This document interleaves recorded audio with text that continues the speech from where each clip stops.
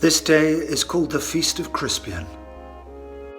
He who outlives this day and comes safe home will stand at tiptoe when the day is named, and rouse him at the name of Crispin. He that shall see this day and live old age will yearly, on the vigil, feast his neighbours. And say tomorrow is Saint Crispian. And he will strip his sleeve and show his scars. And say these wounds I had on Crispin's day. Old men forget, yet all shall be forgot. But he'll remember, with advantages. What feats he did that day. Then shall our names, familiar in his mouth as household words, be in their flowing cups freshly remembered. This story shall the good man teach his son. And Crispian shall ne'er go by. From this day to the ending of the world.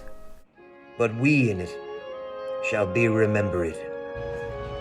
We few, we happy few, we band of brothers. For he today that sheds his blood with me shall be my brother. Be he ne'er so vile, this day shall gentle his condition. And gentlemen in England, now abed, shall think themselves accursed they were not here. And hold their manhoods cheap whiles any speaks. That fought with us upon St. Crispin's Day. So what you've just heard, obviously, is Henry V's speech, isn't it? Ben Caplan, who played Smokey Gordon, that's something you've put together. Yes, it's something I put together. I had a little idea. I'm sort of employed by the Royal Shakespeare Company at the moment, and they asked us during this lockdown period to get involved with a Shea or Shakespeare initiative by just sort of sharing videos online, Twitter and Instagram, of people performing bits of Shakespeare, however which way they see fit.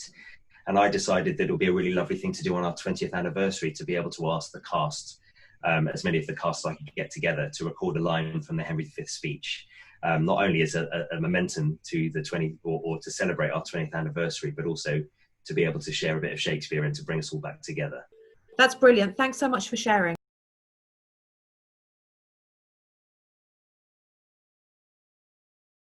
Oh my God, we are so excited.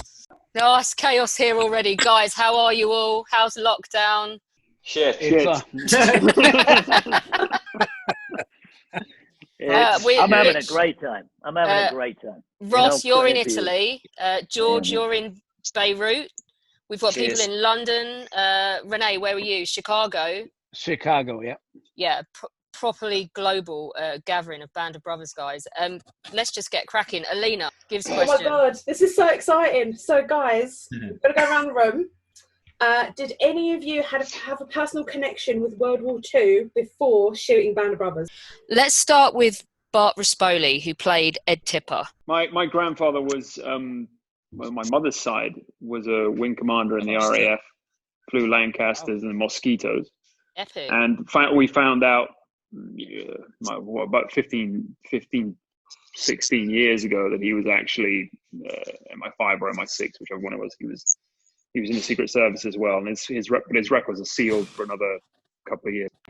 Go ahead, Peter Youngblood-Hills, who played Shifty Powers. So I think it was my grandfather's cousin. Obviously, I think everybody was somehow affected, and a part of that had some sort of personal connection to it, to World War II. My grandfather's cousin he was a ranger, and he died on D-Day. So that was basically, I guess, the most personal side of my family that was connected to it. But I mean, my grandfather was an engineer. He was, doing all sorts of things, and there was a lot of things, a lot of people involved, a lot of effort going into it. Yes, George Calil, who played Mo Ali. Yeah, Pete and I are both kind of from Tennessee. Well, he's completely from Tennessee, and I'm kind of from Tennessee. And my granddad and his brother were both in the Pacific. And my granddad's brother got a Purple Heart, but I couldn't tell you where. But I have it. Wow. Someone else is coming on. They want to say hi. Hold on. Who else is coming on? He said he'll pick up. He just texted me. Hold on. Ladies and gentlemen, say hi to Spears. Oh. Maddie. Maddie. Oh. Hey. Oh my God. Sorry. Got the whole team. No. Hey. Hey. Good to see you. In Really, case you Matt, get- 'cause that could actually make me emotional. It is. That is Matt, man. That is really Matt. Okay, can you guys hear Yeah, me? there you go. Oh, there he is. Alive! This is what happens when you download an app on a bicycle. So, like, We're very honoured that you took the time to get off the bike and download the app. well, it's good to be with you guys. Thanks for having me. It's lovely to see you. Matt? Extraordinary. And now my battery's dying. Unbelievable. Let's get a question in if that's all right. Yeah, please do. Please do. We're talking about what people's connection to World War II was before Band of Brothers. How did you get ready to play a massive character like Spears? Yeah, I mean, well, I got to meet him. Oh, wow. But not before I played him. So I guess fortunately for me, my character was in E Company to start with. And so I took the first month, everybody else was shooting Currahee. And I went to Normandy and I took a road trip and went to the museums and, watched some gore porn about war and stuff like that, just to kind of get a background and, the bottom quality of what it's like to go through the harrowing experiences. Talked to my uncle. He was D-Day +2. Talked to whoever I could talk to that knew any sense of war. And I leaned on Dale Dye heavily. I think one of the biggest things that was helpful for me was when we dropped our names in boot camp. We all started acting the part and we were calling each other by our characters' names. So that was helpful. How do you play it? I mean, the part was so well written. The relationships with all of our characters in boot camp. I haven't answered a question about Band of Brothers in 20 years. It seems like. We are slightly excited. We feel very honoured. Really. Yeah. Well, I guess, growing up, I'd been around a lot of reverence for war. Mm-hmm. And I had a great reverence for heroism and selflessness and people giving up themselves for the good of others. And I guess that was innate in me, and because I was the youngest of my siblings, and they had a lot of respect for members of my family. Everybody in my family was a veteran. My dad he just missed World War II and Korea. He was kind of right in the middle. But all of my uncles, Anzio, Normandy, and so I grew up with a great respect for that. I grew up in a church, so the church always had massive respect for people who had served in the armed forces, and so that part of having reverence for it was easy. As far as getting to sort of mysterious, scary quality of Spears that may have existed, I don't know. Maybe that was innate in me. It's kind of like Jessica Rabbit said, "I'm not bad. I'm just drawn that way," Yeah. So maybe it's just the way, Rick Gomez and I can tell the same joke and nobody laughs when I tell it. So it's like, Dude, that's not true. If I that is true. You as Jessica Rabbit fucking blowing everybody's mind. Everyone's gone somewhere. I pick up a fork off a table, everybody backs away. Rick picks up a fork and they're like, "Oh, you're gonna make some art with that? What are you gonna do?" So I think sort of our chemistry. Maybe there's a quality. We've all lived other lives, and so maybe I bring some of that karma into this life. I don't know. You believe in karma? Mark Lawrence, you played Dukeman. Your grandmother had a brush with Easy Company, didn't she? My grandmother, during the war, she lived in a place called Swindon, which is about 10 miles from Oldbourne, where they were stationed just before they dropped into Normandy. And she was a bus driver because obviously the women did the men's jobs. So she'd drive the bus from Swindon to Oldbourne to pick up guys from the 101st and then drive them back into Swindon so they could go and get drunk, do whatever they had to do. So it's very probable that my grandmother drove Dukeman on one of those buses. And the joke is that he could be my grandfather. That's incredible. And Philip Barantini, you played Skinny Sis. Your granddad saw the Airborne, didn't he? I was lucky enough. My grandfather passed away not long ago, actually, like a month ago or so, and he's missed all of this craziness that's going on at the moment. Thank God. But I was lucky enough to be able to take him to Normandy a bunch of times and to Bastogne as well. And Paul got to meet him, and all of the actors got to meet him as well. And he had this. I didn't know this at the time, but he told me this story. He told everybody this story when we were in Normandy. On October the 18th, 1943, the SS, what is it? Samaria, that's the one. It was docked in Liverpool, and the 101st got off in Liverpool and to buy, candy and cigarettes and stuff like that. And my grandfather was working at in the docks at the time.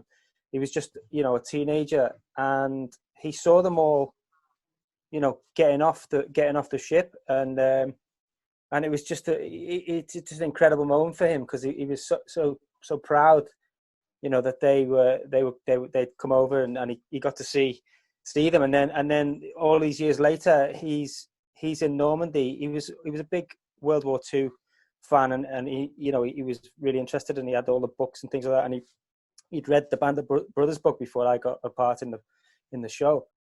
Yeah, no, he got to see, like, to meet Paul and all the guys, and got to experience that the way we got to experience it, and he was forever grateful for everybody for that, and to sort of come full circle and be a part of that, our family, all the actors.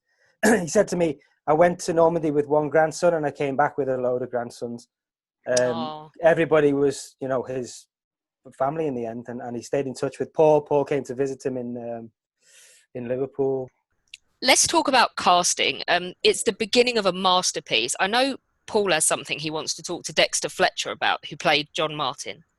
Did you know there's a website out there where it talks about your character, Johnny Martin, your portrayal? You are the Willie and Joe reincarnated. Now, if you don't know who Willie and Joe are, that's that famous cartoon in World War II of these two bedraggled GIs. If you search on Google Willie and Joe, you'll find the cartoon. These newspaper little 3-strip cartoons, and Willie and Joe were these just representations of your typical GI in World War II. And there's a website of, and this is used by serving American personnel, saying that your portrayal of Johnny Martin, you bring to life Willie and Joe.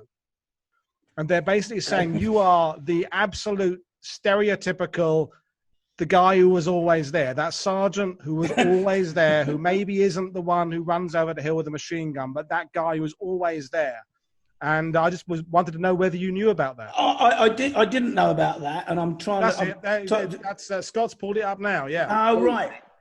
It's obviously a huge compliment. That's incredible. I mean, I think I'd certainly, as the actor that I was then, I wanted to be in it as much as I could. If I'm completely honest about my, it's like suddenly I hadn't worked for a long time, and this was an incredible job, and you were in a sea of green actors all around the same age. So maybe there was an element of me of just being that grizzled, and I was about 5-6 years older than everybody else. I was in my early 30s when we started that show. I mean, I don't know, but I'd been around for a long time. Like Tim was saying, I'd been acting since I was a kid as well. And so I just made myself sort of like there. So I suppose there was a solid kind of element towards, all right, I'll just sit here. I'll just squeeze myself in here. But if that somehow became, because the thing about it is that only I know that, and maybe the guys around me are like, oh, yeah, he's doing his thing. He's sort of, leaning into the shot or whatever the hell it is that we all do at that age, which is kind of par for the course. But if that starts to become part of the fabric of this thing, it's like I was saying, the what our personal experience is inside of it is irrelevant, because we're representing the thing. And if people start to read into it, oh, he's like Willie and Joe, they start giving me that. And that's just a great byproduct of I'm not articulating it very well, but that's a great thing. And that's what I was saying, that the thing is bigger than all of us, and people give us that. It's the same. Someone would be saying, you know, Matthew Leitch's character, Talbot, he's just there for me. He's the guy. He's the one. I'm sure that everybody who loves the show has a favourite guy for various different reasons. You know, Speight, you know, jumps out of the fucking clouds of explosion and fires his gun. Of course, he's easy to love. And, you know, but there's other people who are going to have their characters that they connect to. And I suppose that's part of the success of the show. That's part of the rich history that it gives. It shows all of these men. You know, we're all carefully chosen. You know, Jimmy is cast because Jimmy is Jimmy. There's something innate about him that a lot of people will be like, fucking love that Bayonet guy, because, and there's an authenticity to all of us about it, you know, and it's a very wide range of an interesting, really brilliantly cast show. It's brilliantly cast. Yes, Rick Warden, who played Harry Welsh. I think we need you, Dexter. We said it before on the one a few weeks ago. I think Meg deserves just an extraordinary.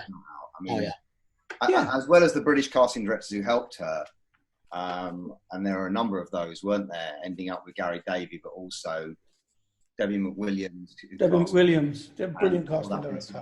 So let me ask you a question real quick, guys. To just you guys for a second. Do you think it was luck? It was Meg.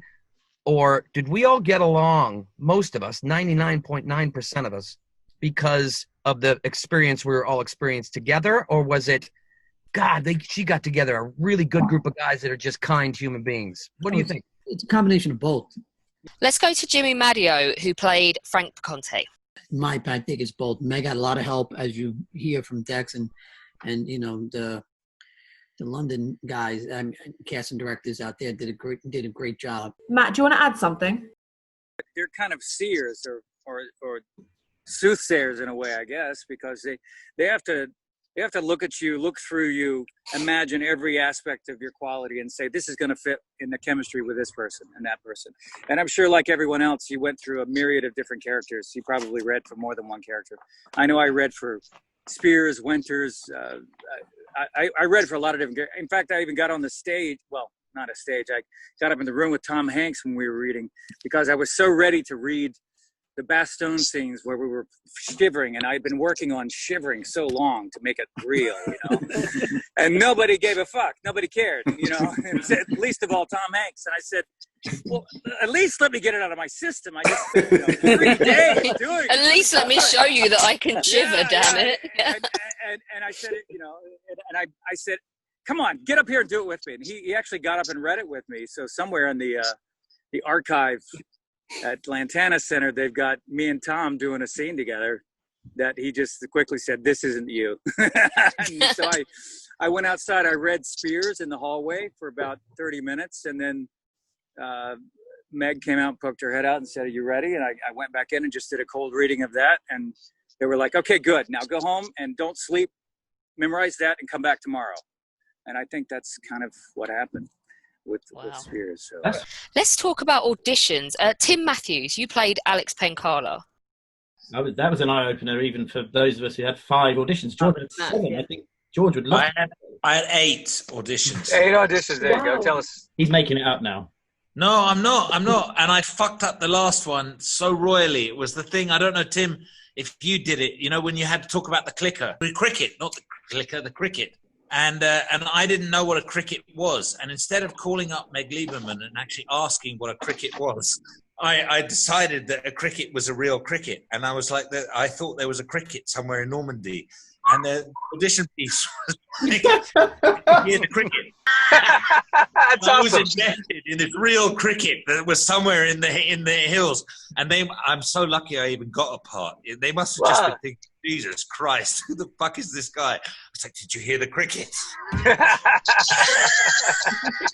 Yes, Jimmy. Tom Hanks was in my audition room. Yeah. Stephen was Same in with my us. room. So these guys were picking in who they wanted the guys to be, and they were mixing and matching me with a few of you guys to see who's fitting and who's not. You know, I was looking over at Frank John Hughes, and I was looking over at some of the other guys, Neil McDonough and the Rons and all these guys that we were pitting, you know, mixing and matching for hours. And you know, they were in the room picking them. So I think a lot of people had a hand in choosing. I think that's why I went in 6 different fucking times over 6 months. It's the same for us Brits as well. You went to the audition and Hanks was there with his big beard, right? And you went in, you went, oh my God, it's Tom Hanks looking like he's just come off a desert island. And you hit your scene and they'd look at each other and there was some sort of understanding, and you'd go away and you'd stand outside and go, what the fuck just happened? I don't know if it's the same for you. That's pretty much, from my experience, what Dex had.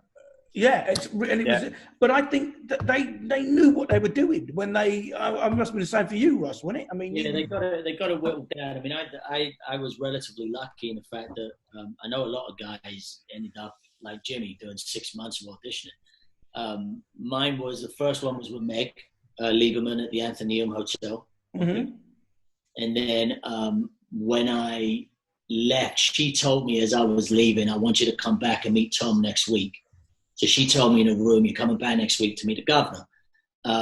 So the second one was to go meet Tom, same as you were saying, Dex. Yeah, it was, it was a lovely time. You had a good old time, and he joked around with you, and you joked around with him, and he'd stand up and he'd play a little bit with you, and then you'd finish your bit. He'd nod, yeah, good, all right, hey, see you, soldier, and you'd go on about your way. And then, and I don't know if you guys were aware of this or whether it was just a fairy tale that my agent gave me, but apparently Steven was going to be directing one of the episodes, and maybe the first one, and he got sick is when he went in hospital and he had something going on with him.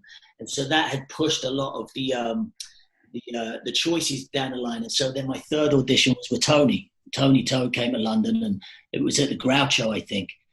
So, I mean, they just, they picked all like the hip happening spots back in 1999 or 2000, wherever we were. And yeah, it was, all in, and that was it. Like, that was the last one with Tony. Scott and Speight, were you guys at that mix and match where they told you how to be there 6 hours? Right. Yep. Which was weird. Which was weird for me because I went in, same thing with you guys, Meg first, then Tom was my second audition, and then I was at this big mix and match. Wait, hold on. Tom was the second one? Tom was my second one, yeah. Jeez, I went in for Meg 3 times. They made me do Luz, they made me do Garnier, then they made me do both of them, and then I was like, where can we get this guy in? Get it right one time, Jimmy. Fuck. Spielberg says we got to have him, and we ain't got to fucking do it, people. Jesus. Yeah, that's around the Upper East Coast corridor. Like, is he from Philly? Is he from New York? He won't stand still. You can't understand a word he said. I'm going to get a little bit of Luz, I'm going to a little bit of Garnier, and I'm going to make Picani. Yeah, here he is. What range? Scott Grimes, who of course was Don Malarkey. But the thing is, Jimmy, to answer you, yes, I was there, and I didn't have a great feeling about it. I went in one time at the big mix and match, but it was Frank, Donnie, I think Ron. It ended up a lot of that group that I went in, and then I sat in the hallway, and then they came out and said it's done. So I'm like, fuck, I didn't get this, obviously. That's exactly the experience I had. I had the exact same experience. Me too. I was in the first group that got called in. So was I. It was me. Was it you, Jim? Were you in that? It was Garnier. And it was Patrick Dempsey was in that one. I remember Patrick. No, what? As in like Dr. Grey's Anatomy, Yep. Patrick Dempsey. Patrick Dempsey was What did he go for? He went in for some of the. He was Liebgott. Yeah, Liebgott was where they were angling him at first. I heard. I'm trying to figure out if Scott, were we in the same group? Like, did we do so? Me, Jimmy. Remember, it was Danny Elfman's son was in mine too. It's Bodie Elfman. Yeah. Okay. So we did that. I was in the first group that got called in, and then sat there for 3.5 hours. And everybody will remember this, and this is a great thing. It was Spielberg had this new video camera that he was playing with, and he was just walking around the room filming you. It was very cool. I like that. Richard Speight Jr., you're Skip Mark. Well, it's funny because I was the first group. I go in there and they go, all right, guys, there was ashtrays in there. And they're like, look, we don't know what we're doing. You can't do this wrong because we've never done this before. It's very loose. You guys walk around. You can smoke, whatever you want to do. And at that point, it was Tony Toe, a couple of HBO people, Meg, Tom, and Steven. And at that point, the camera was on a tripod with some kid who's going to hit record and stop. Yeah. And before we go, we're about to do the scene. Steven Spielberg, who hadn't said anything, we walked in. He said, "Hey," and he asked Tom. He's like, "Hey, do you mind if I operate the camera?"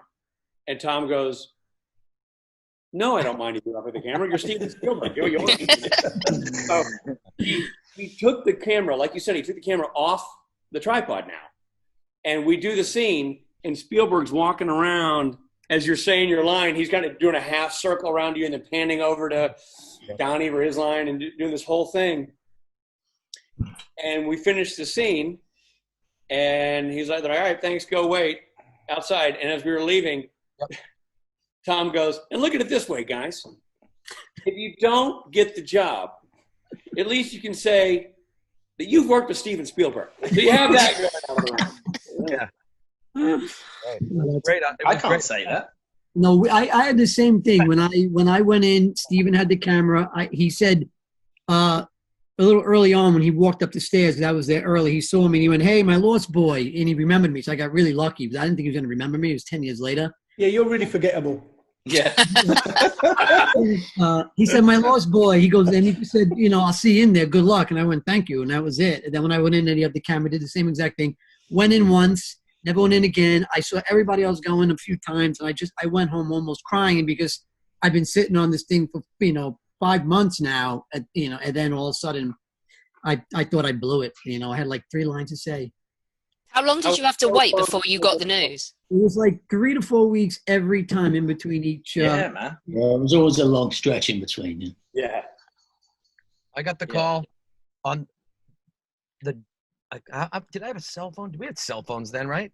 Yeah, but it would have been like bigger than your head and heavy. Yeah, I remember they called before I got home. So I didn't do 3 weeks. Yeah. Oh, that's a good one. I know. I'm not bragging. I'm just saying. No, it's great. I love that. Tim, how long for you on the Brit side of things? Yeah, similar to what Scott was saying. After the fifth audition, it was a pretty quick turnaround for me. Probably a day. No, I think it was the same day, like a week or 10 days before boot camp. But prior to that, after the 4th audition, there was radio silence, and my agent said, "I think they may have forgotten you, so I'm going to phone them and just remind them that you exist." And they haven't fallen through the net. Great agenting, that, isn't it? "Oh, you're my client. I think they may have forgotten you." Anyway, fucking great. I'm just going to jump out that window, shall I? Fuck's sake. Yeah. They called me. I'll tell you what happened. They called me like in January, and they said, "You got the role and all that." And they said, and I said, "Great. Who?" Because I auditioned for 3 people, and they said Perconti, and I went, "Perconti? I didn't audition." I didn't audition.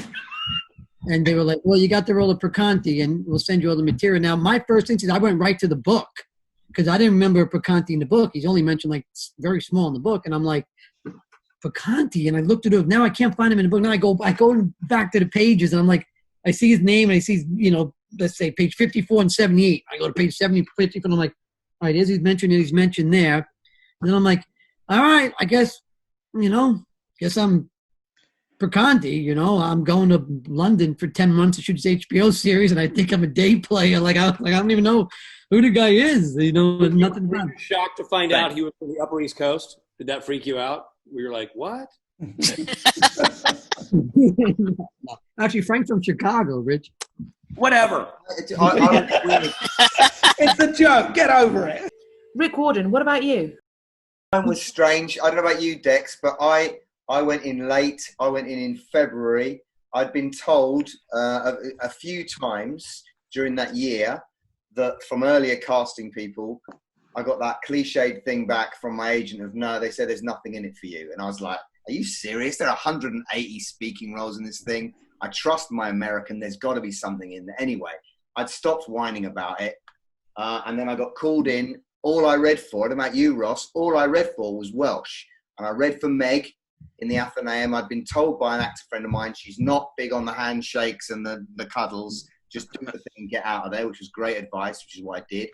The next week or so, it was like, "Now you're coming in to meet Tom Hanks." I did the thing with Tom. He had some fun. He had the castaway beard. There were a lot of nerves around. And then within a few days, I was driving around the M25, and I got a call from my agent saying, "Everyone says yes except Spielberg. He's looking at the tape now." So why did you bother telling me? Yeah, I was just going to say that. I was just going to say, why would you even later, she rings back and he says yes. So it was really quick for me, my turnaround. I didn't go up for any other role. I remember reading there was a Welsh scene as well. That was I don't know. What about you, Ross? Because you auditioned in the UK. The Athenaeum when I just thought that was the scene that they got you to read was Welsh. Of course, this is Ross McCall, who played Joseph Liebgott. The two scenes that I had to read at the beginning, and then I think it turned similar to Jim. But they gave me the Spears speech to Blythe when he's in the foxhole, and that was like the big one. That was the one that you had to go and really nail for Tony and Tom. Before that, originally, and I hope Maddie Leitch feels okay with it, but there was a big Talbot scene, that didn't end up in the show. But there was a Talbot scene that, was the All-American Kid. And so that was like the first one. But I was kind of like Jim when I got the phone call and they said, you got Liebgott. And it was probably about, I don't know, a week or two after meeting Tony. They were, I don't know, waiting for Patrick Dempsey to pass, I guess. I said, Liebgott, I sort of remember him in the booth. And I was like, you sure it's not Lipton? I mean, that's where my head went. I'm the only guy with yell. And they're like, no. And the same thing as Jim. I went, and did the cheat sheet and looked up and went, okay, all right, yeah, this will be fun. So it was, but Spears was the biggie. That was the big.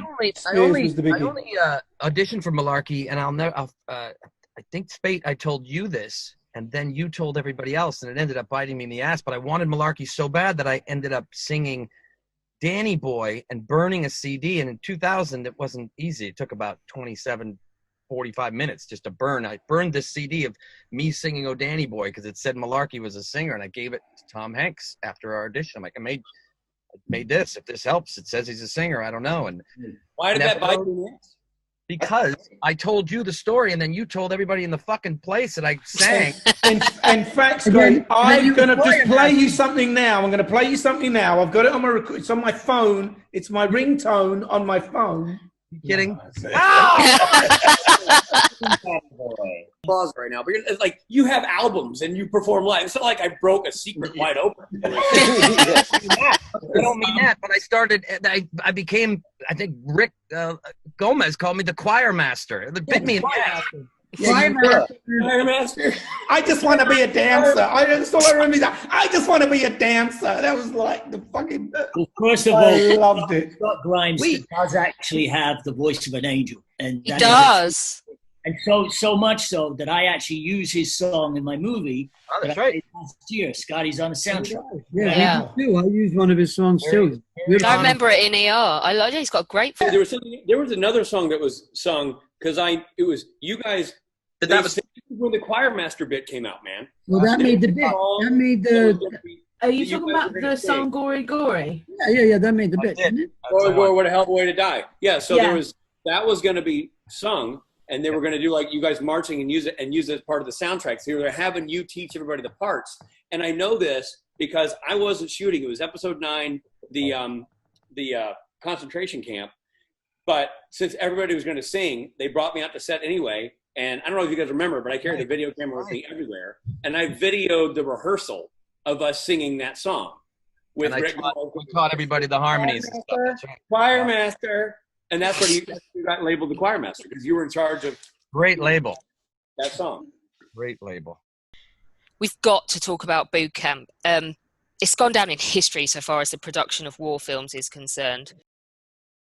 Well, we've talked about bootcamp over the years and how the story can change from day to day. Some people say we're at bootcamp for 10 days. Some people say we were there for 6 months.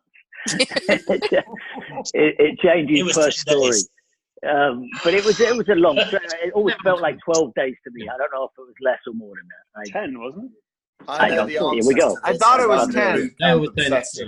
Who knows? What was it? It's 11 nights, and it was 10 days. It was 10 nights, 11 days. We went in on Monday. We came back the Thursday. 11 was my count. There you go. So that's. And what did they have you do? So weapons training. 0 days. Yeah, lot of that, lot of drill. A lot of PT, wasn't it? A lot of running in the morning, a lot of caterpillar press ups and all that shit. Maneuvers. Hey, Beulah. Ben, how did it start? I mean, I remember I have a very strong memory of turning up at Hatfield in our civilian clothes on the very first day of boot camp, and literally all sitting around, not really knowing each other, a few kind of quips and jokes between some of the guys, but we had no idea what we were getting ourselves involved in. And obviously then we got called out, and I remember these guys getting off this coach, and they were just sort of shouting instructions at us, and we just didn't know what had hit us. And, you know, having gone from, you know, making a few kind of jests and jokes, we suddenly just all shut up and realised that we were going to be in for something. Was that like, oh, have we started now? Well, yeah, I think we didn't quite know that we'd started. I think we were told to kind of get out of our civilian clothes and literally put the uniforms on. And we put the uniforms on, and then I think from that moment of putting that uniform on to getting on the coach to driving to Longmoor, I remember the coach journey, and I remember we were just kind of called in character onto the bus. And I remember just sitting at the front of this coach, and I don't remember a word being spoken for the whole hour driving from Hatfield to Longmoor. And then I remember arriving at Longmoor, and Steven Spielberg was there, and Tom Hanks and Dale Dye and the cadre, and they were all standing there. And we got off the coach, and I just remember Dale shouting some kind of obscenities at us all. And I just remember us all kind of looking at each other, gulping and thinking, okay, I don't think any of us had any quite idea about how kind of intense this experience was really going to be, because they were taking no shit. And then from that moment onwards, I think we just had to kind of fall in, try and get our heads around what the hell we had signed up for. And I don't think, you know, I mean, I can probably speak for quite a lot of the guys, that I don't think any of us were, I mean, I wasn't physically ready, for sure. I mean, I hadn't been told to sort of start training before boot camp. We got sent a piece of paper with all the things we were allowed to bring and all the things we weren't allowed to bring. And I just remember that we weren't obviously going to be able to communicate with home apart from writing a letter with a pencil. I think we were able to write like 2 letters during the whole time we were there. Obviously there were no, you know, mobile communications, none of that. And I just remember, you know, just having to just fall in and try and get our heads around, you know, the kind of intensity of that whole experience physically and mentally. And we all, you know, as I think I mentioned the other day, we all definitely hit walls during that week, and there were some emotions shared.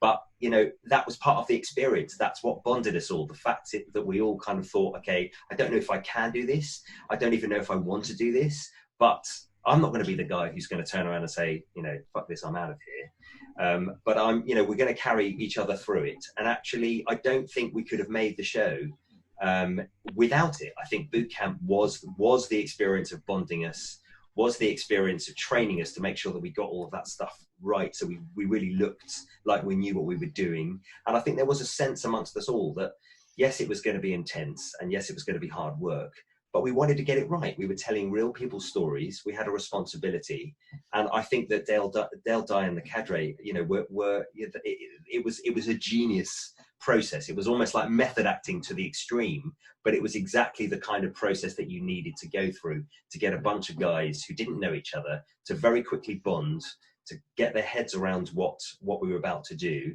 and make sure that we were going to make something quite extraordinary. I remember Tom Hanks, you know, that very first day made a speech when we went into the mess hall, and basically said, you know, one day you're going to be in an airport somewhere and a kid's going to come up to you and say, you know, you played my grandfather or my great-grandfather in that series Band of Brothers.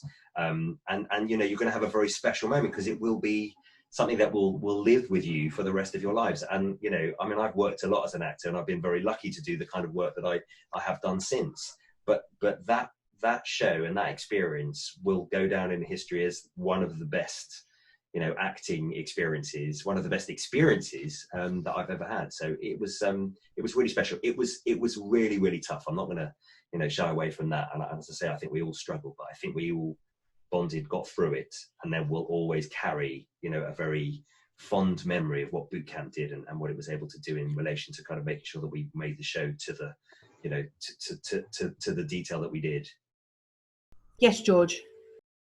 You know, for the first couple of days when we got beat up really physically, and I think the first thing that they teach real soldiers is about marching and being in time and the rest of it. So they start to get together, and we were pretty rubbish. And then as I recall it, and I might be wrong, it's the very first time we got it right. We're all like, we could hear it. We're like, shit, man.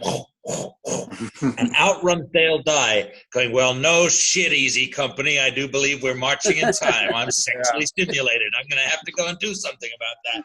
It's like he happens at that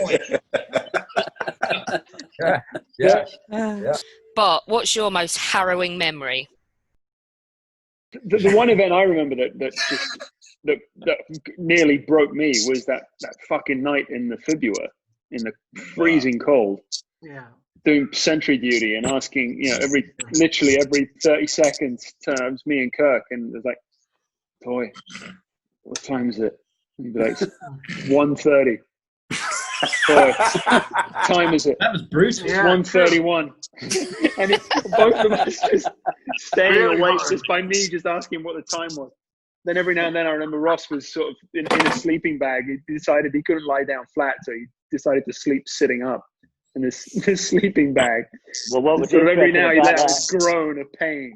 I don't know if Rick Warden remembers this, but Rigger, you were on like the guard duty before me, and we were together in the hooch at some point. I don't remember what, but at some point during the night, and my sleep time was, I don't know, from 10 till midnight, and you had to get me at midnight, and I had to go out and keep my eyes open until 2 or 1 or whatever time. And I remember having those sleeping bags, and everyone had devised these plans of staying warm.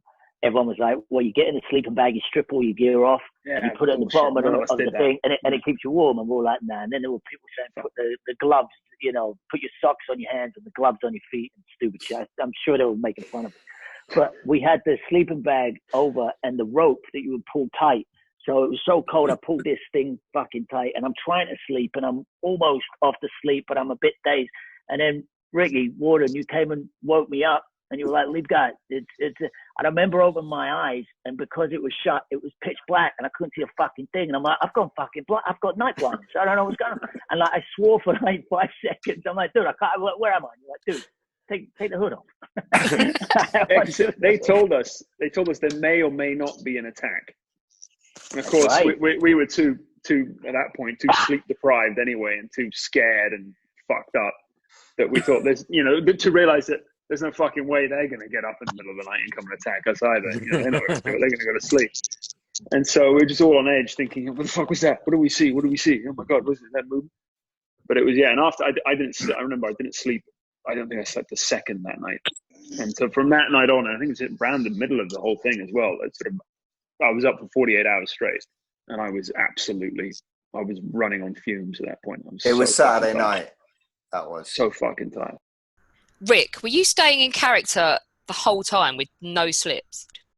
I remember about Ross is that in jump week, which was like started on the Monday and the Tuesday, Ross was the first person that I broke accent out of. So I'd been in accent for like 8 days by then. And I can remember leaning into Ross and saying something like, I've had enough of this, man. Or I definitely remember thinking, I've just transgressed. It's the first time I've been naughty in flipping 8 days or whatever by breaking out of American. What was it like? Did you guys actually have to jump out of planes to practice, or was it just jumping off of shit? Yeah, we did like Yeah, we jumped there loads of planes. We did like 50 jumps. We had to do 50 to get our wings, and we did it, in our 10 days of boot camp. No, the truth is that there's we did the boot camp itself in Longmoor military training camp, but we did a couple of days of sort of jump practice at a place called, where is it, lads? Bryce Norton. And they have it. Correct me on how tall the tower is. The jump that you do, 700 feet. 480 feet. I think it's like 70 feet, isn't it? 50 feet, 70 feet. 3,000, wasn't it? 3,000 foot. 3,000. Let's go 70, Rick. Yeah. And you're harnessed in, and it's sort of like a pulley system. But if you're little like me, I mean, I'm less little now, but I couldn't reach the ground when I jumped out. The rubber band wouldn't take fucking hand. It wasn't a rubber band. It was a paddle. But we did that for like a couple of days. Your body weight is the factor. Yeah, it was like bungee jumping. The jump, a bit like bungee jumping without an elastic thing. Peter, go ahead. how many of us have jumped out of planes since then? I jumped out, didn't I? And I'll never do it again. I'll never do that shit again. Never again. We jumped together. Fuck that. Yeah. Didn't you guys do it in Switzerland at some point? We did it at pottery. Yeah. Yeah, man. Some of you did it in Switzerland too, though, right? Yeah, Switzerland. We did it. You and me, buddy. What happened in Switzerland stays in Switzerland. Has anybody jumped solo out of a plane out of any of us? Rick Gomez, George Lutz, of course. Yes. Oh, solo? You mean not tandem? Attached to someone? No, never solo. Fuck that. Never. What the fuck I'm doing? Yeah, forks could come out of the goddamn chute. I need spoons! Fuck! So someone asked, Rick, did you do a different kind of boot camp because you were an officer? No, but what's gradually emerging, everyone on here knows that I've become a little bit obsessed about boot camp generally. And that's because I hated it. Not as much as David Schwimmer, by the sounds of it. No, I hated it a lot more than David. I hated it enough to want to leave. Oh, really? And try to leave. And a mixture of Tim and Jimmy stopped me leaving. I just hatched escape plans after about 3 or 4 days. I mean, the structure of it was that they sort of snapped us in half physically for about 2 or 3 days until we were very, very tired and drained. And then when we were very tired and drained, the reason what you're getting at about me having a different experience is that they then injected rank into the setup. And that's where my problems started, really. I was all right when I was just knackered with everyone else. But once rank got introduced, because obviously that hadn't been earned. Rank hadn't been earned at all in 2 or 3 days. We'd only just met each other. We got half the guys from the States, half from the UK, and I had a high rank, and so suddenly I had sort of responsibility. And some of I would say, a bit of poison was sort of seeped into the situation with rank, I think, because we were separated off a little bit from the NCOs and from the privates. And I've worked out recently, Shane's not here, is he, guys? But Shane told me he did nothing. I didn't even know that Shane... I'd occasionally meet Doc Rowe during boot camp, and he would pretend to stitch me up or ask me if I'd fallen over or whatever I'd done. He was up in a flipping classroom, man, studying veins and arterial bleeding, and he would literally watch us out of the window and laugh his ass off. One of my favorite memories, and it was for both of us really, was, I think you'll all remember the one day Di was like, all right, whoever's hurting, the producers have said you can go and rest. So anyone who's hurting, step forward. And nobody stepped forward. And everyone was like battered. Everyone was like beat up. But nobody stepped forward and whatever. And Shane knew about a few people's little injuries. And I remember him coming into the hooch to me. And he said, how you doing, Lee? And I said, the knee, I sort of buckled my knee out there. And he said, all right, let me have a look. And both of us allowed this experience of I'm letting an actor who's pretending to be a doctor, who's been a doctor literally for 4 days, like, give me the once-over medically. And I'm allowing it and trusting it, and absolutely 100% my ligaments are in the arms of this kid. And I just thought that was the beauty once everybody embraced it and stepped into that zone. That was it, Ben, what do you remember? I'm just really enjoying hearing all the boys. George and Tim and I were weapons, and so we were in our own kind of area, and we had to carry all the massive machinery. I had a massive machine gun that I had to kind of look after for the whole of our time at boot camp. And I just remember every morning going out on those 5-mile runs, and I remember George smoking those red Marlboro cigarettes. Every day he would have a Marlboro cigarette before going on a 5-mile run, and then within about 10 minutes he would be coughing his guts up at the side of the road, and you'd be going, what are you doing? But no, I also have a very strong memory of doing what we did bayonet training, and I remember breaking an M1 because I went at this dummy so hard that I broke an M1 in two, and that basically killed that exercise dead, because I think Dale was really, really scared that we were going to get through M1 rifles like there was no tomorrow. They were going to cost an absolute fortune. But I just remember boot camp being, it was tough. It was really tough. I remember everybody having their moments, you know, having their walls to kind of battle with. And I just remember us all getting together and kind of pulling through. By the end of it, we were able to form those bonds that were so kind of important for the show. And I just, you know, even though it was a tough time, I remember having very fond memories at night, you know, looking forward to kind of sharing stories as we are doing now, you know, however many years down the line. It was a fantastic experience. Tim, I think it's fair to say you were fully pissed off during this time, weren't you? We were put through a boot camp, which honestly felt kind of like, you know, a bit unfair. Like, we don't need to go to boot camp. Our lives aren't in danger. Why are you doing this to us? Why do we have to go through such misery? Right. Who was the worst at boot camp? Schwimmer was the worst at boot camp. He just flat out refused to do it. Did he refuse to do it? Fake injury. Didn't even Guys, I got somebody on my phone. Guys, I got somebody on my phone. Swim! No, I'm joking. It'd be great to fucking shit all over Schwim, and then he just shows up. Swim! Love it. Swim. Great. That's not Schwim. That's Carl Young.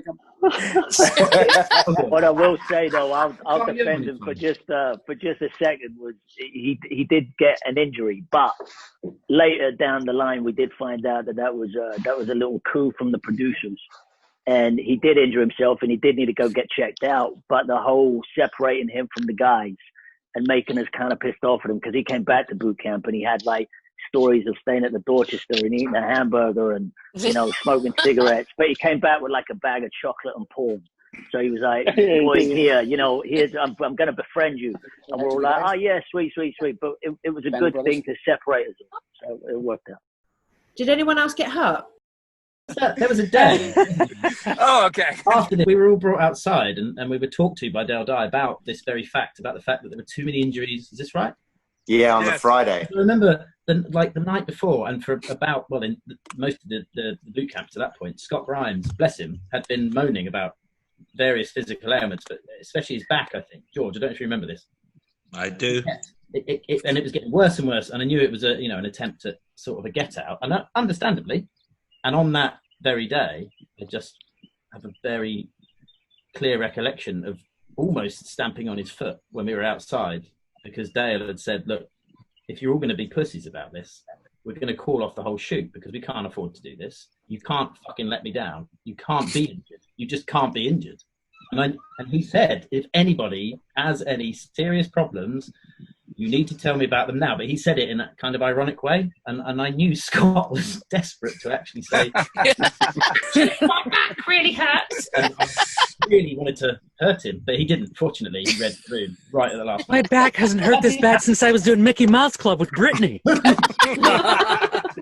But he was the reason we aced that happy birthday, no doubt about that, for Dale's daughter. Do you know what? We want to hear about Matt and flipping boot camp too, because he was barking mad at boot camp, man. Matt, was everyone in it together? Did you all help each other out? Except Donnie Wahlberg, but everyone else was really helpful, you know. No, I'm kidding. Donnie was. Oh no, you're still friends. Donnie gave us a real sense of war. We assume it was Donnie because he crop dusted all of us. He had this secret stash of high protein shakes, and we all had the pleasure for 5 miles every morning just enjoying, some crop dusting by good old Wahlberg. Oh my god! I ate at one of their restaurants. I feel dirty now. I'm not sure. That's a totally different Wahlburger. Yeah, different Wahlburger. I'm not sure which was harder to Don't have the special sauce. Yeah. Oh. Yeah. So gross. And you could really tell he enjoyed it. I don't know if, some people are like that, but what can I say?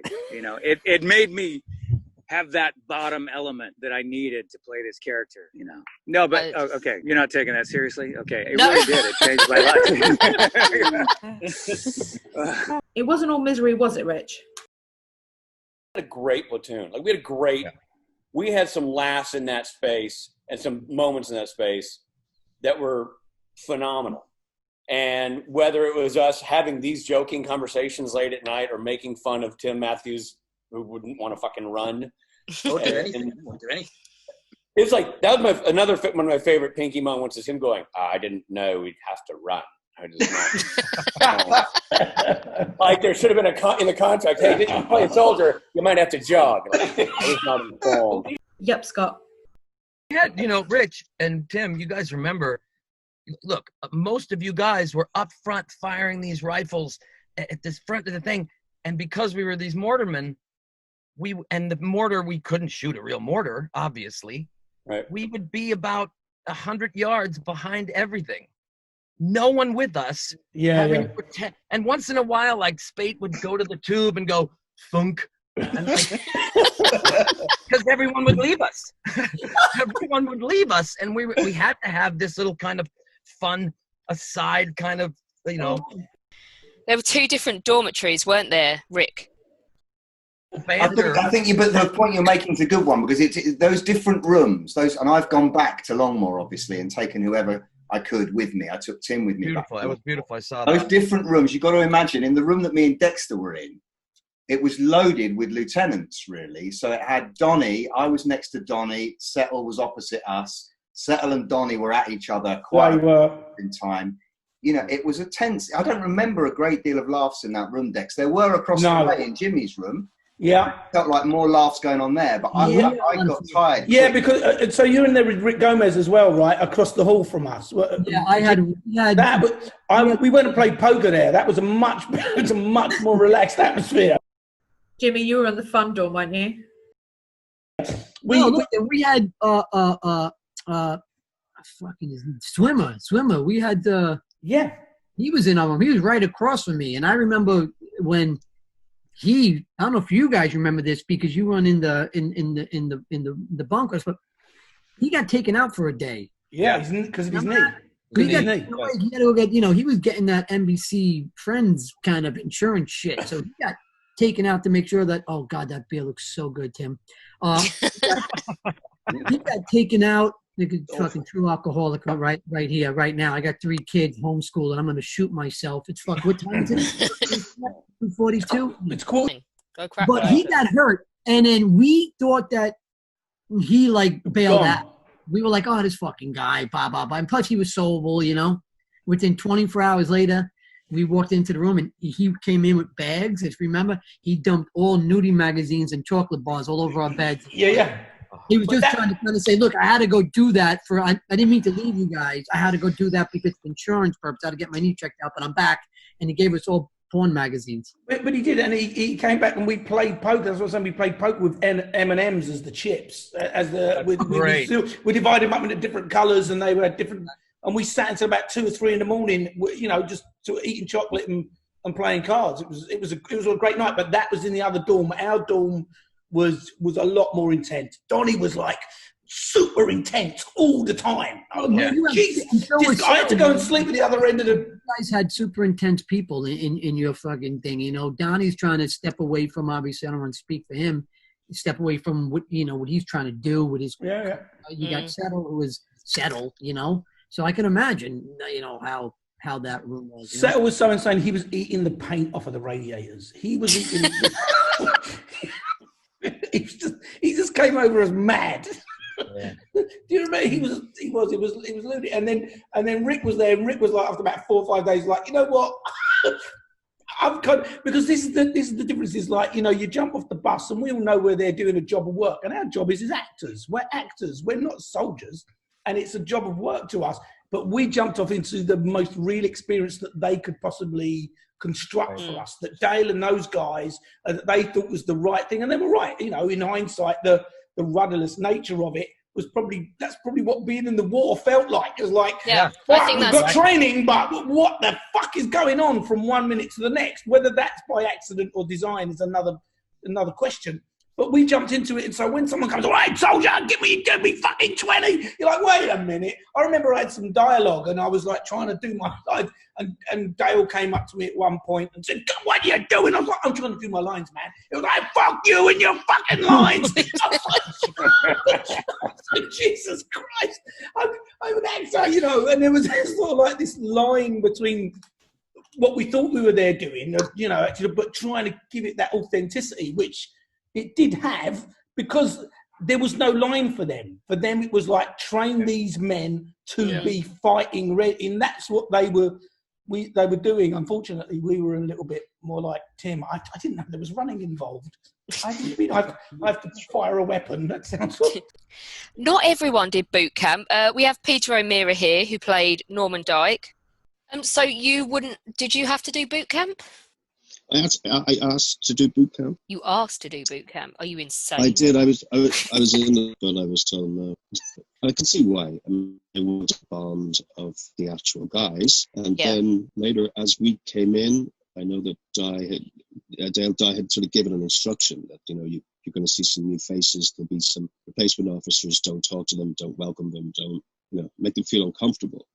Now, it's a testament to the amazing cast, professional actors that I'm lucky enough to be associated with, that a lot of the guys just went, yeah, right. They were very friendly and welcoming, and because it's a lot to take on. Let me try and describe to you, it's a big, and for all of us, we're in our 20s. No one has been on a set like this before. You have the boot camp and the walking to set every day, and drills going on, and so you're walking into the middle of that. Much as I'm sure when Dyke showed up and had to announce himself, it's your first day at school. Anyway, there's a lot of moving parts. There's things all over the place. It's fitting. It's sort of confusing, and who's who and what's what, and it's literally first day of school. So it was like that every day, until eventually you got some kind of normalcy, some kind of rhythm into it. And I have to say, just a testament to the other casts. We're all up for it, man. We're all there.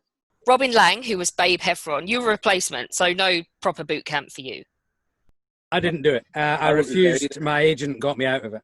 No, he never, because they wanted the Tacoma men. And I don't know if anybody else knows this. I went up for a costume fitting, and they said, we'll give you some weapons training. I did weapons training. And they said, oh, actually, the rest of the Easy Company are doing manoeuvres. So why don't you come with us? And I said, oh, great, I'll get to meet the guys. And they said, no, you're going to come with us and be German. I went with Freddie Farnsworth, and I think maybe, or Billy Budd, I can't remember. And we went into this forest area, and they said, listen, we're going to be over there. You're going to be here with this big German machine gun. And when you hear the gunfire start, just start firing in that direction. And they're going to be trying to, the Easy Company are going to be trying to maneuver. But and you'll know that it's us. You'll know when to start firing, because any gunfire you hear will definitely be us, because they won't fire first. So that was my one-day boot camp in a forest on my own, dressed as a German with a machine gun. Phil Barantini, I love how smug you are about this. Well, I didn't go to boot camp. Now, there was a lot of the actors didn't realise that I didn't go to boot camp, because I was one of the lucky ones who sort of came in on the first day of filming, or the day before we started filming. And I just sort of, I don't know, somehow I just fitted in and sort of got in quietly. So nobody ever gave me any crap. I think it's fair to say, though, that there was a lot of crap being given out, amongst yourselves as well. I was one of them as well. But yeah, somehow I was really lucky that I didn't get any crap for it. That's smart. It is. Looking back, it is. And Dale always says, he says he's trained obviously a bunch of other people since Band of Brothers on different shows and films and whatnot. And he says none of them get it like we got it. He said, be with his boys. He was like, nobody else seems to have that, to have had the sort of passion that we had.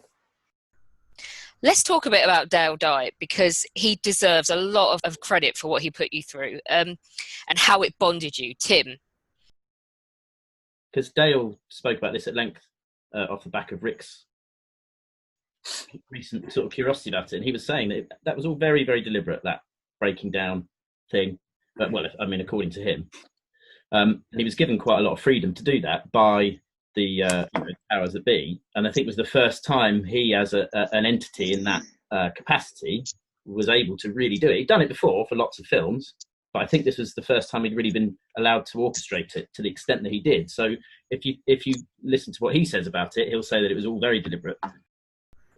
Woody, our BoBfest coordinator, go ahead. And he said never to tell the actors, but he said to me that he, on the very first day when he met all you guys, he spotted who the criers would be, who are the ones who would struggle physically, who are the guys would struggle mentally, and he was bang on correct. He said with every prediction. He said, yeah, he'll be great physically. I mean, for example, I'm sure he said that Nick, you'd be great physically. I think some guys, he said, yeah, they'll be struggling physically, but he said I got it right on the first 5 minutes, and everything was right 10 days later. Who cried? Come on, guys. Rick Warden cried. Big time. Friday, I cried all fucking day. I wanted to cry because I didn't go. Did you not do it, Rene? No, I was the last American cast, so I walked into the table read after all these. When you cast like about 20 hours before the table I was read. cast 24 hours before I showed up there, so I was cast. I was told I'm leaving. I left that night, got there that morning. They drove me to the table read, and I met all these guys who went through this boot camp, and how daunting was that? You know, everybody's like congratulating themselves, and I'm like, holy shit. You know, they all seem to love you though. They've forgiven you, right? No. Okay. Rene has knife skills. They're just a little secret up his sleeve. Michael Cudlitz, ball roundleman. I think it's safe to say you were not loving Dale Dye in the middle of boot camp. I just remember that one night that we all went out, not the hike, or maybe it was the same night as the hike, but where we slept outside. And it was just cold as shit. And I just remembered it like sucked. And I was like, I ain't learning anything out here right now except that Dale Dye is a fucking jackass. And like that the whole night, I was like, there's nothing to learn here. Fuck that guy. God, you remember, Mike? It was colder in the sleeping bags than it was outside. Oh my God! It was just like, when is the sun coming up? You know, and it was literally, and obviously we learned a ton. But I just, I remember at one point, the captain pulling me aside. I screwed up something, and he's like, "Oh, you're doing push-ups. Get down there, bro, you piece of shit. You're not gonna amount to." And I'm down there doing push-ups, and I'm like, "Fuck you, old man. I got a wife. I got kids. I'm fucking 35 years. Suck my dick." I was not having. I'm like, "All right, I'll do your fucking push-up thing and all that." And ultimately, I mean, I'd make light of it. We could not have done what we did without going through what we went through with him. Because he literally, it was like what we call Hell Week in American football here when you train. And it basically, you get a common enemy. And he became our common enemy that we all bound together with each other. And that's exactly what he wanted, us to do. So me sitting there going, "Fuck you, old man." That was exactly what I was supposed to be doing. So I'm sure each of us had our own moment of that or a different version of that. And what we came away with was, the end result, which is something we are all really, really proud of and could not have done it the way it was done without that man. Matt, do you remember anything specific about boot camp? I think the funniest thing is along the night things was using our weapons when we had blanks and doing this live fire routines with our blanks. And we had this one particular cadre guy that kept getting injured. And I understand why. It's like, what was his name? He was a NASCAR driver / I don't know. He'd been on everything, that guy.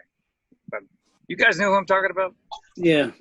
He was only there at boot camp, and then he kind of didn't make it through because he got like that. Especially that night, he broke He was the Marlboro man, wasn't he? Yeah, the no, the stunt guy, the rodeo guy. Yeah, he was like rodeo, and he done NASCAR truck He was series. the Marlboro guy. He was an ex-Marlboro.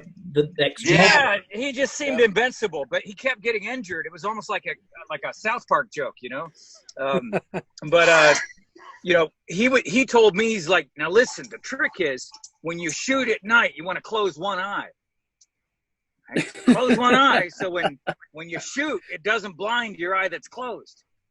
So I'm like, all right. So I closed my eye, shot, and then as soon as I opened my other eye, that was good. Somebody else fired their weapon. I was totally blind, Because you're completely. And so you understood why this guy was running into trees, but it seemed like a good idea at the time, but it didn't work. So there were some funny things that happened at camp, but that was a crazy night. He looked the part. Serious though, Philip, it was worth it, wasn't it? I think looking back now, he was playing the part because he's the nicest man in the world. Like he's a lovely, genuine. He's got a heart of gold, the guy. But back then, yeah, we definitely, you respected him, but also you sort of, he was an arsehole. But yeah, he's like everybody's granddad now, really. Ben, you love him now, right? I've spent quite a bit of time around Dale because we've had quite a few of these reunions, and I mean, it's been really special to kind of get to know Dale, outside of that experience, because for a lot of us, I think we were quite scarred, maybe, or certainly had an impression of Dale under those kind of very strict circumstances. So to be able to then kind of meet up sort of 15, 20 years later and spend some time just drinking a beer, talking about those experiences, hearing about the kind of lengths that Dale went to make sure that we abided by very strict instructions and rules and regulations. And, I mean, it was, as a lot of guys were saying, that boot camp was very intense. Rick Gomez, you were full of appreciation too. I don't think it is until I've gotten much older that I realized the improv skills of Di and everybody, because I actually don't think that you can plan it. I think you kind of have a general idea of what the scene is, but if you're out there 10, 11 days, there's shit you can't possibly wrap your brain around about how people are going to break and how people are going to move. You could say all you want, either in hindsight or whatever, like, yeah, we knew. You didn't know. You were just brilliant. Yeah, he didn't know who Dale was, I think Dale's a master of improv, because I know personally I stood in front of him broken in one moment and he absolutely knew it and laid off and was like, it's okay, it's going to be all right. But like he brought me right to a brink where I was like, fuck, this isn't going to work. And then he saw it in me and then just went, whoop, just let the air out of it. And so that's like improv. That's just knowing where you're at with your act. It's being a good actor. I think I misrepresented what he said, because he wasn't saying that he knew what was going to happen for 12 days. Right. But I think you're absolutely right. The aim was, the cohesion that we had, how we got there, I guess, was subject to what happened in situ. And you're absolutely right. He definitely responded. I'm pretty sure he acknowledged that from what I remember in the conversation. Yeah, but I mean, he definitely had an idea going in. I mean, it's not, that cadre was put together for a specific story. For doing 42nd Street, he knew that. But I don't think beyond understanding like what those drills were, what the thing was, he knew each member was going to bend in the wind on any certain day. He had to be in the moment, in every moment, and checking in with us in a way that I think if I look at that job as an actor, if I was just given that job as an actor, that's a daunting job to lead young men into something, to understanding something that they have no idea to how to wrap their brain around in that moment. So day one, you know shit. And day 10, you've kind of looked through a keyhole. That's a fucking job and a half for a lot of guys. He did it for a lot of guys. And each one of us have a personal story about how we grew. And so to be successful on that level, it feels to me that it's much more just about these like masterful improv skills and masterful humanity skills he has, just to know each of the guys. And so it's a bit of reading us very quickly and psychologically. He knew who to tear down and he knew who to put an arm around. You're absolutely right. Scott, sum up Dale Dye in one word during boot camp. If I had to use one word, it would be, and this is my own thing, he was scary. It scared me. I was scared of him. Really were you not more scared of Mike Stokey? No, I actually liked his eyes, man. He seemed to care. I don't know. Dale Dye scared the shit out of me. Yeah, Stokey was quiet, man. He scared the fucking bejesus out of me. I know what you mean, but yeah. Well, I always got the feeling. I always got the feeling that Stokey, and Freddie Joe had they had stories to tell that they weren't going to tell. You know what I mean? Which makes them more. Yeah, right. You felt like they actually had kills under their belt for sure. That's 100%. That's kind of what you're getting at. One word I would say, general. General, because I called him the general. Well, you said genital. And Rick Warden? I think I'm allowed to be brutally honest, at the time of boot camp. Yeah, you already admitted that you cried, so. Yeah, listen, I'm the boot camp bore here. Everyone knows that I'm boot camp mad, but.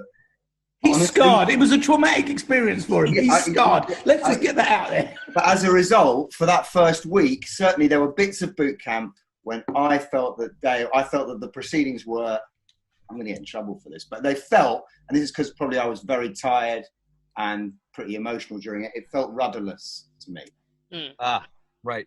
And I've really changed my opinion on that, talking to Calil and so I'd like to be able to go into why.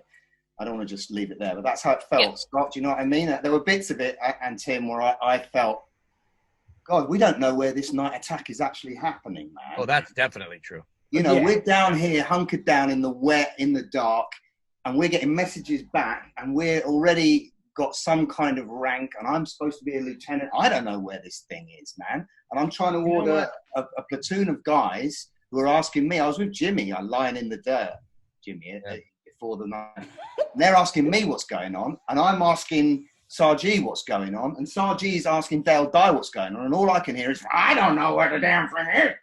Yep.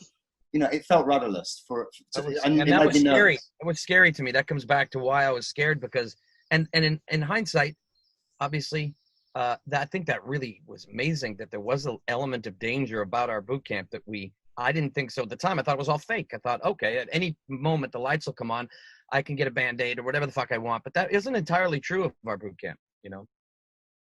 I never got the impression you could get pulled out. And I mean, sure, if you got really seriously injured, but it felt like he had us. And that was what was scary about it, that he owned us for those 10 days. Yeah. He could do pretty much what the hell he wanted, because someone in authority had said to him, absolutely, they're your guys, train them up, get them fighting fit, get them match ready. And that was it, because I saw him take antibiotics with a bottle of vodka. I saw him take, antibiotics with vodka.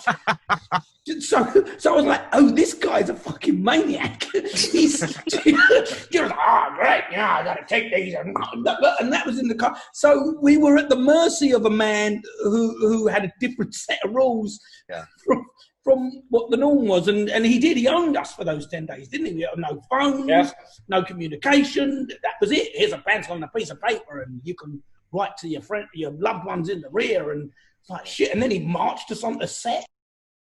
Rich?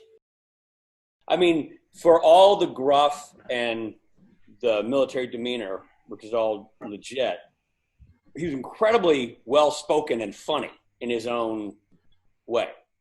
And I remember there was one point he was drilling us all on hand-to-hand combat or something like that. And he had a frog in his throat, and he kept going, here's you're gonna grab your bayonet, and you're gonna square up, and you're gonna, Christ, get out and walk, you son of a bitch.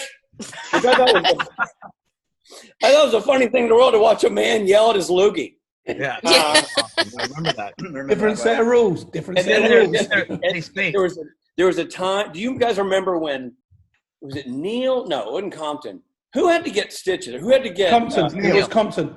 Okay, so Compton had to get stitches, and word got back to the, HQ production office about that, and so word came forward that, can't have actors getting hurt. That was the overreaching comment, but Dale Dye sort of translated that into,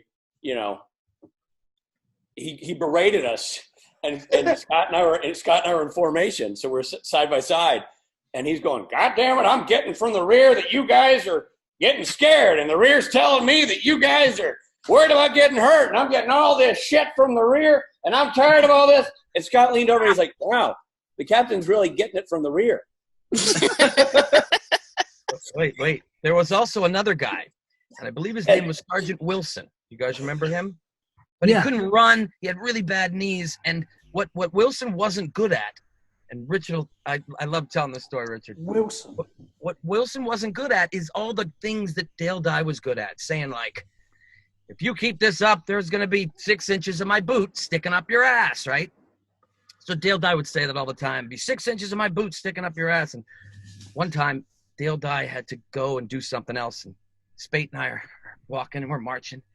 And Sergeant Wilson's just, he's lining us up and he's giving it a go, man. And he says, hey, if you guys keep this up, there's going to be 6 inches of my boot sticking out of your ass. And Speight turns to me like this and goes, wait a minute. That would mean that he is inside of us and his boot is coming out. And I'm like, shut up. Don't make me laugh, you prick. Shut up. But he was right because he said it wrong. I was right. I mean, for the record, I was right. That's logistically what would have had to happen. Yeah. Hold the phone. Jimmy, overall boot camp was a pretty surreal experience, right?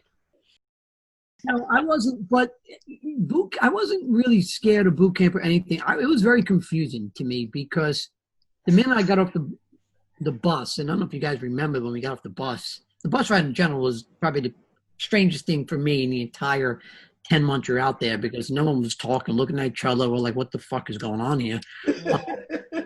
Took all our shit, gave us we have toiletry bags or whatever. And but I got off the bus and Freddie Joe Farnsworth, for some reason, really just made a beeline for me.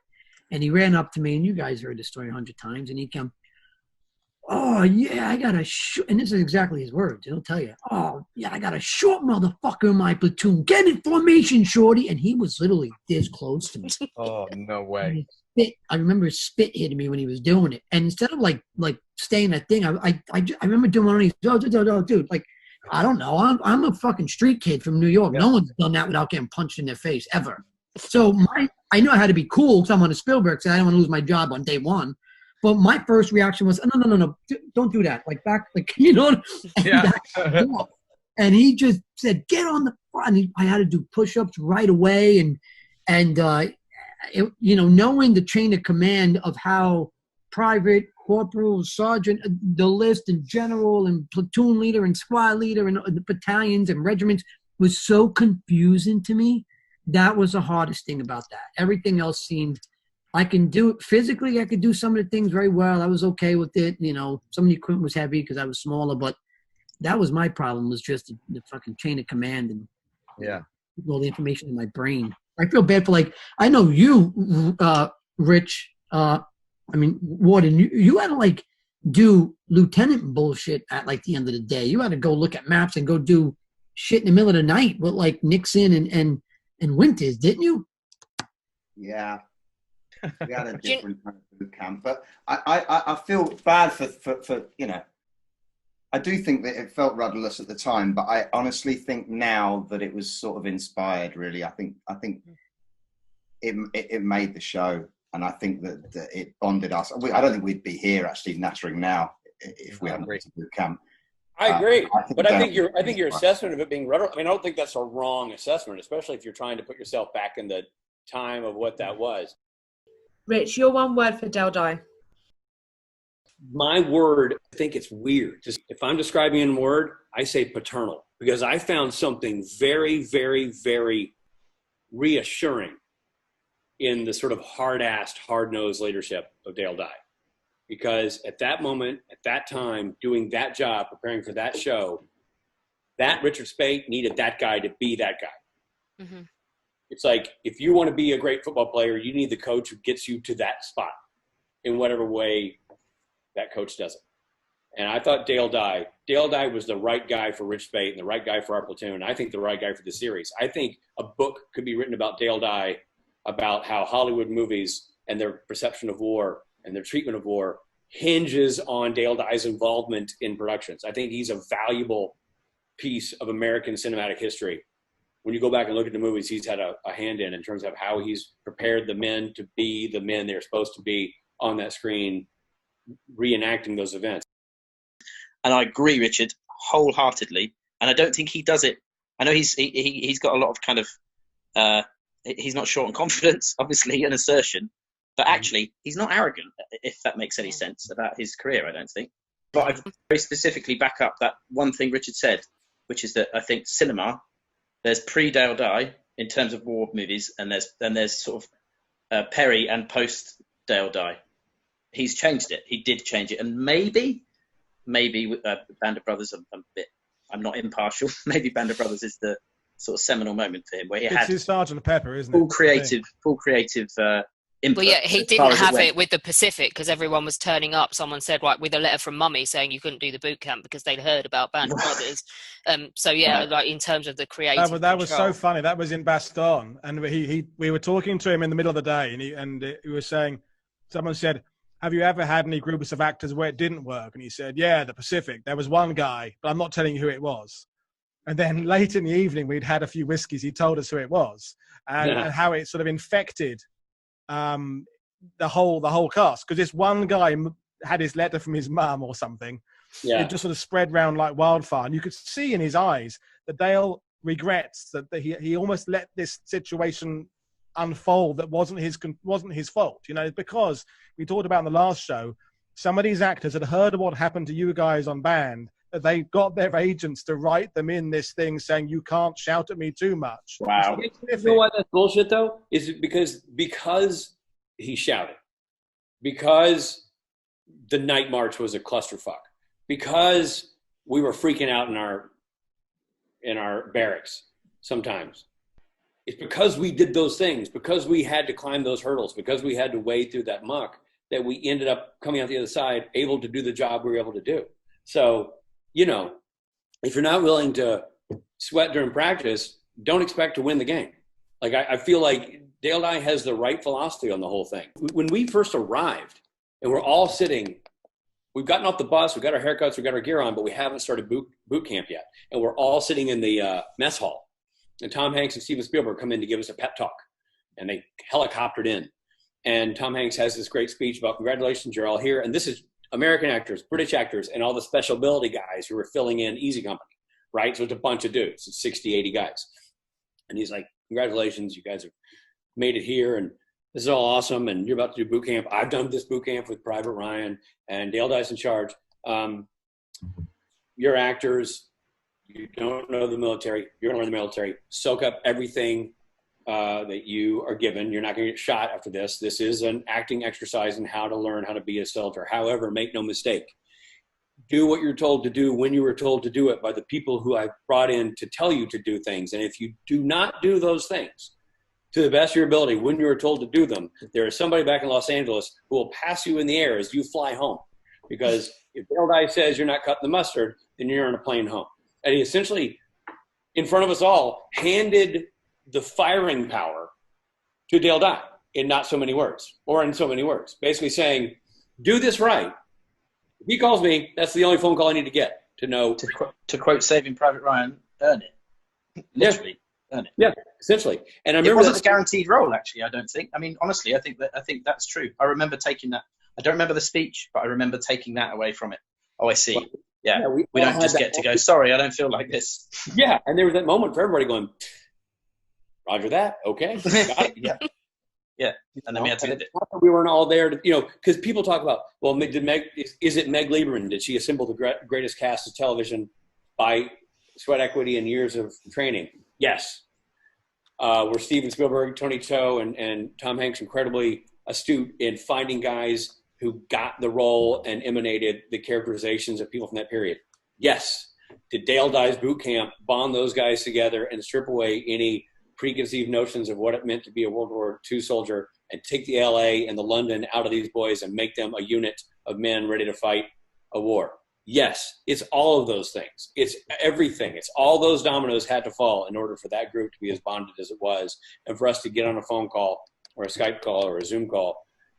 To Dexter's point, I haven't seen Dexter in 15 years. It feels like I haven't seen Dexter in 15 minutes. But that speaks to who Dexter is. It speaks to Dexter and Richards and Tim's relationships, and it speaks to how this production worked tirelessly to be sure that we bonded and understood our mission. Ross? It was a genius stroke from the producers to put us through that, because it's what the boys are saying. It was all manufactured that way. And the way that the show was accepted around the world was because of that boot camp experience. Putting us through that, breaking us, bonding us, figuring out how to strip down your M1, and, how to throw a grenade, all that shit was so imperative to make the show what it was. So Captain Dye actually gets, a lot of respect from us anyway from day one. But even later on, I don't think he gets as much shine as he should, because between him and the cadre, putting that experience together, good, bad, indifferent, was absolutely the pinnacle that made the show what it was. Matt Settle, sum up boot camp. Yeah, it's extraordinary what boot camp allowed us to go through, and the relationships it let us create. And it gave us a little bit of metal that we could lean on So when we came to the series, like Dale Dye would say, we're not actor weenies anymore. We done some sort of hazing, and we done a rite of passage, so to speak. Yeah. It was like those little moments in boot camp where we all kind of got on each other's nerves and, in each other's space. It allowed us to create relationships that carried over into the miniseries. For me, it was like another acting exercise. I don't know what it was for you guys, but we were all afraid we'd lose our jobs. I think that's why we did low crawl, butt crawl, atomic sit-ups. I still have a hernia from atomic sit-ups, mild hernia in my stomach right above my navel. If you want to feel it, I'll let you guys feel it later. But you can help me push back in my what is that, my large intestine? Man, this is lockdown. That's the best offer I've had in the last month. Yeah. We got back on the bus at the end of the 10 days, and I remember that they got us off the bus sort of a few minutes away from the Hatfield studios, and they marched us in as a company. And I remember that everybody that was working on Band of Brothers stopped what they were doing, all the production offices, and they all hung out the window and watched these actors who had left, making jokes and laughing and kind of taking it all in jest. They marched us off the bus, and we marched back in as a company of soldiers. And I think it was I wish somebody had caught that moment, because it was really special to watch actors that had left 10 days before and came back as a unit. Nick, Aaron, you were Popeye and you were late and you suffered for it, didn't you? Oh, am I allowed to say it? Yeah, sure. It's the internet, man. You can say whatever you want. Say what you want. I swear all the time. It's great. I was doing a play, so I was late. I was like 3 or 4 days late. So they were already been through a load of shit before I got there. I showed up at Hatfield. I just finished doing a play. I showed up at Hatfield. They stuck me in my uniform. I'm getting driven to the barracks in the Mercedes, think this is great. And I get there, as soon as I pull up the barracks, the back door literally gets ripped open, and it was Farnsworth. And he's just like, get the fuck out of the car. I'm like, I'm all flustered, being all actory. I don't know what the fuck I'm doing. So he said, get your shit from the trunk. I get my bag.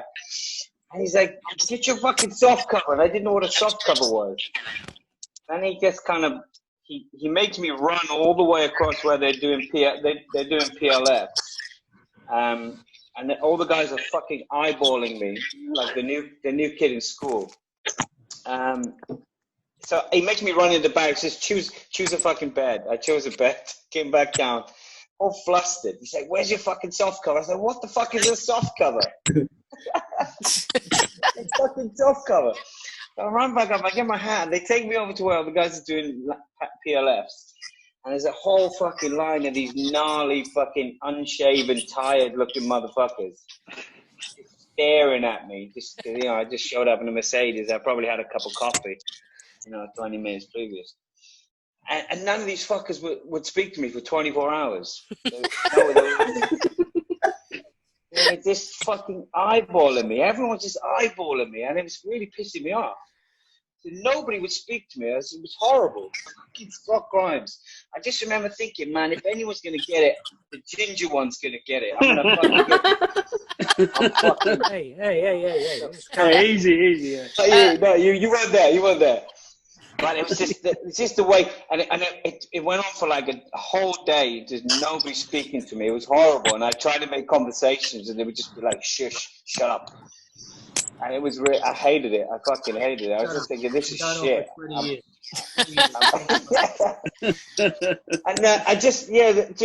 it was tough, man. It was tough, but I had to get my head down. I had a lot of catching up to do. They'd done a hell of a lot of work, in those 3 or 4 days.